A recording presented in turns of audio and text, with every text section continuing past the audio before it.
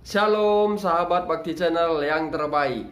Kita berjumpa lagi di dalam Belajar Sekolah Sahabat di program Sekolah Sahabat 777.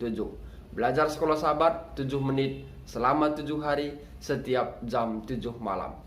Kami berharap pemirsa tetap bersama kami dalam Belajar Sekolah Sahabat 777. Bila pemirsa memiliki kendala saat pencarian video kami di YouTube, pemirsa boleh ketik dengan kata kunci pencarian Sekolah Sahabat 777. Dengan itu, saudara dan saudariku lebih mudah menemukan video kami.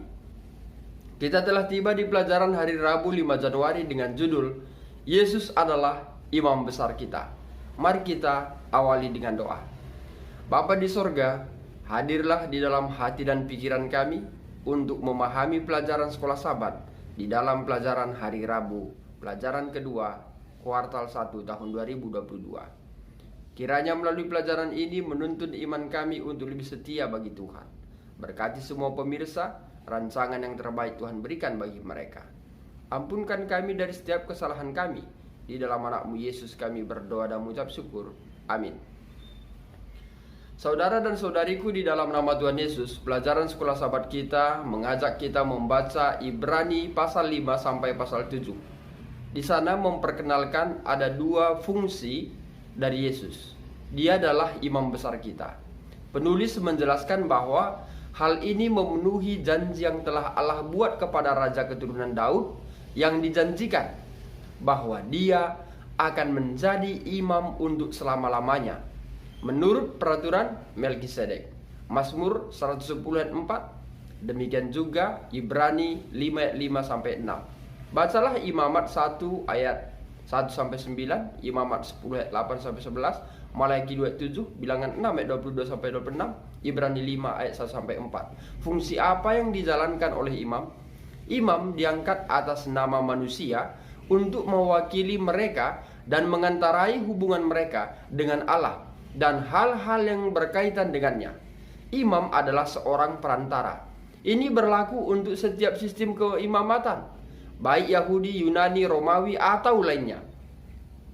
Imam memungkinkan kita berhubungan dengan Allah, dan semua yang dilakukan imam bertujuan memfasilitasi hubungan antara kita dan Allah. Imam mempersembahkan korban atas nama manusia. Orang-orang tidak dapat mempersembahkan korban ini kepada Allah secara pribadi. Imam tahu bagaimana kita dapat mempersembahkan korban yang dapat diterima, sehingga pemberian kita dapat diterima oleh Allah atau dapat memberikan pembersihan dan pengampunan.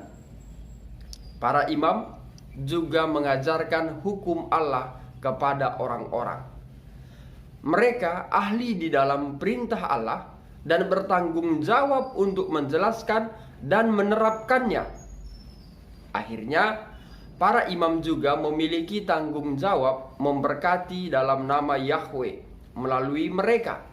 Allah mengantarai kemauan baik dan tujuan kemurahannya bagi orang-orang.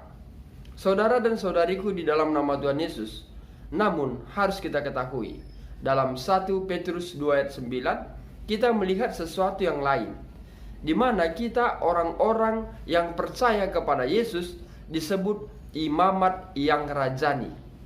Peran ini menyeratkan hak istimewa yang luar biasa.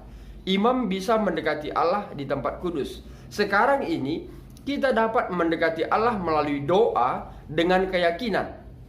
Boleh baca Ibrani 4 ayat 14 sampai 16, Ibrani 10 ayat 19-23. Ada juga tanggung jawab penting. Kita harus bekerja sama dengan Allah dalam pekerjaannya menyelamatkan dunia. Dia ingin kita mengajar dan menjelaskan hukum dan peraturan Allah kepada orang lain. Dia juga ingin kita mempersembahkan korban pujian dan perbuatan baik yang menyenangkan Dia. Benar-benar hak istimewa dan tanggung jawab yang luar biasa. Saudara dan saudariku di dalam nama Tuhan Yesus, ada pertanyaan. Apa perbedaan yang seharusnya dibuat dalam kehidupan kita bahwa kita memang imamat yang rajani?